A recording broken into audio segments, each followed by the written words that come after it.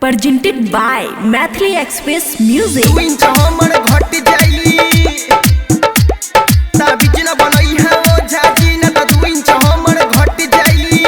खुशी recording studio बलुआहा।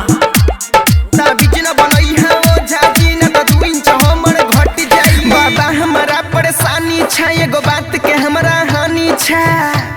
ए बाबा सुना हो, बाबा हमारा परेशानी छा एगो बात के हमरा हानि छा।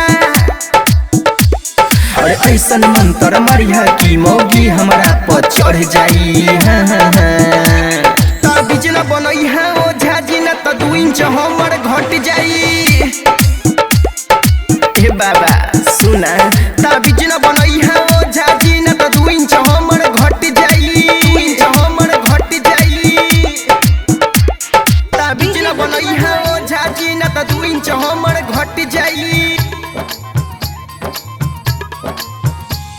ताबीज न बनई है ओ झाजी न त 2 इंच हमर घट जाई। 2 इंच हमर घट जाई।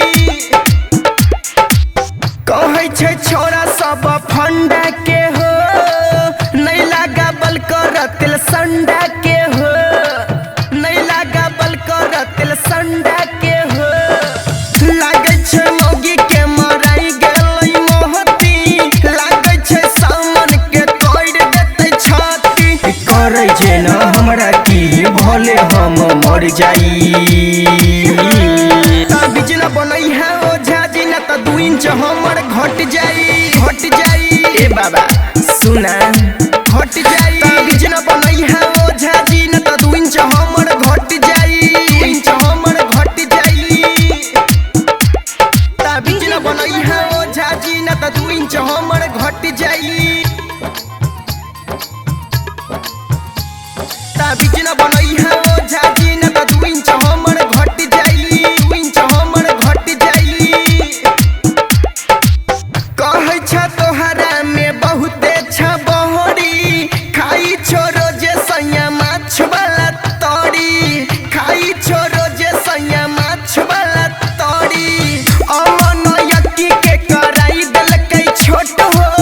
कहै छै मौगी तोहर बहुते छ मोट हो। कोनो ऐसन मंत्र मरिहा ना कि छोड़वा दोबारा जा।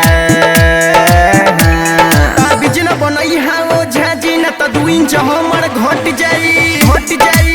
ए बाबा सुना, सुना, ताबीज न बनई है ओ झाजी न त 2 इंच हमर घट जाई। 2 इंच हमर घट जाई। खुशी रिकॉर्डिंग स्टूडियो बलुआहा।